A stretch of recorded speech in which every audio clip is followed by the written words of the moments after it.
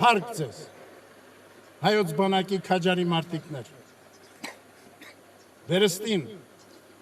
փառք ձեր ընկերներին, որոնք հանգչում են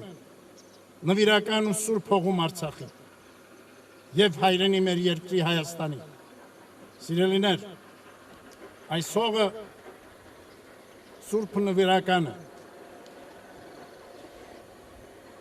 որովհետև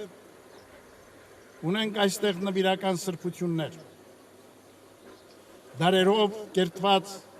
հավատավոր մեր ժողովրդի զավակների կողմից։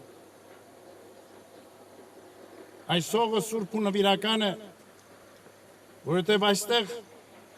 հեղված է քրտինքը և նաև արյունը մեր պատվական զավակների, մեր նախնիների, ձեր հայրերի։